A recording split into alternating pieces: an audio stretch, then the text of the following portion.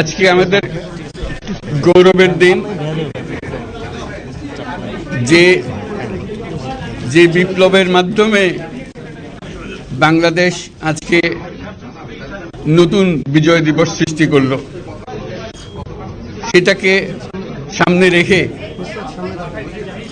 এবং আরো মজবুত করে আমাদেরকে সামনে এগিয়ে যেতে হবে। যারা এটা সম্ভব করেছে, যে তরুণ সমাজ,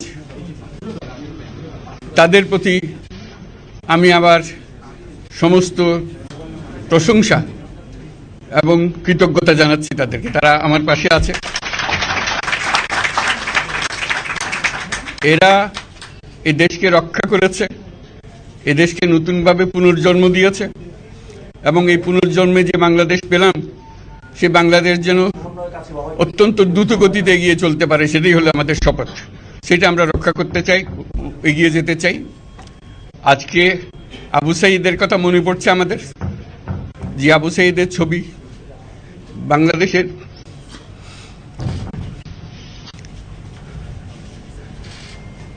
প্রতিটি মানুষের মনে গেঁথে আছে, এটা কেউ বলতে পারবে না। কি অবিশ্বাস্য একটা সাহসী যুবক,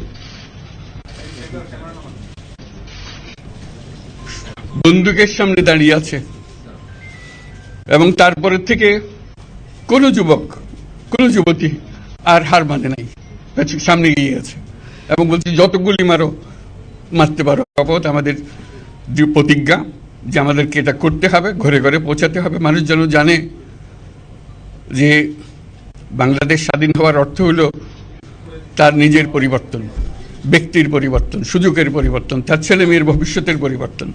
এটা যেন প্রত্যেকে বুঝে নেয় এবং আজকের তরুণ সমাজকে বোঝানো যে এই দেশ এটা তোমাদের হাতে, তোমরা এটাকে তোমাদের মনের মতো করে গড়ে তুলবে।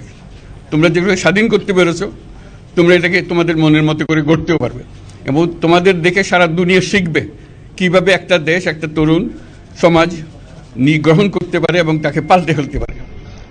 তাদেরকে আমি বারে বারে এমনি উপদেশ দিই যে পুরনোদের বাদ দাও, তাদের এই পুরনো চিন্তা দিয়ে এটার মুক্তি আমাদের হবে না। করি সারা দুনিয়ার মধ্যে এটা হবে না। এটা শুধু বাংলাদেশের কথা না, সারা দুনিয়াকে জুড়ে কথা বলছি। তোমাদের মধ্যে যে শক্তি আছে, যে ক্রিয়েটিভিটি আছে, সৃজনশীলতা আছে, সেই সৃজনশীলতাকেও কাজে লাগাতে হবে। এটা শুধু বই খাতাটা লেখার জিনিস না, এটাকে প্রকাশ করার জিনিস, স্থাপন করার জিনিস। এটা করা, এটা আমরা এই আজকে আমাদের পুরো কাজটা হলো, দায়িত্বটা হলো তারা যেটা অর্জন করে নিয়ে এসছে, এখন তাদেরকে দিয়ে এটাকে করিয়ে দেওয়া, আমাদের সমস্ত কাঠামোগুলো পরিষ্কার করে দেওয়া। সরকার বলে একটা জিনিস আছে, কিন্তু মানুষের কোনো আস্থা নেই। মানুষ মনে করে সরকার একটা দমন পীড়নের একটা যন্ত্র, যেখানে পায়, যেখানে সুযোগ পায় তার একটা কষ্ট দেওয়া, তার থেকে নিংড়ে দেওয়া, যে সকল স্তরে।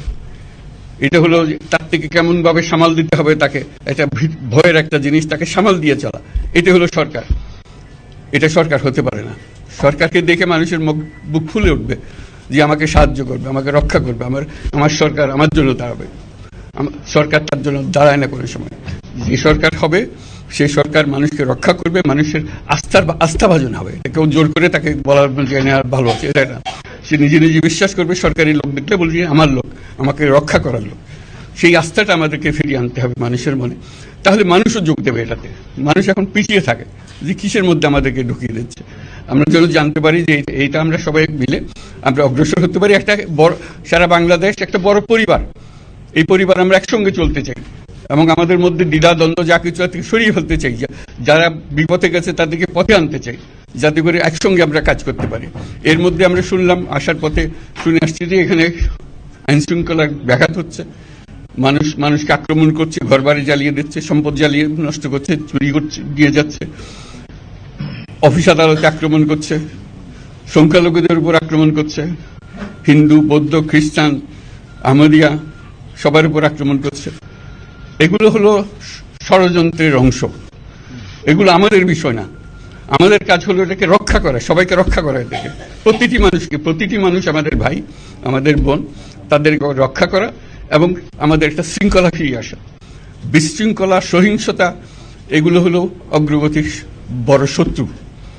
আমাদের যে যাত্রা শুরু হলো সেই যাত্রার শত্রু, কাজে এই শত্রুকে যাতে রোধ করা যায়, তাদেরকে বুঝিয়ে শুনিয়ে হোক, তাদেরকে আইন শৃঙ্খলার হাতে দিয়ে হোক, এটা বুঝাতে হবে। তাকে মেরে পেটে এটা ঠিক না, আইন শৃঙ্খলা নিজের হাতে ঠিক না।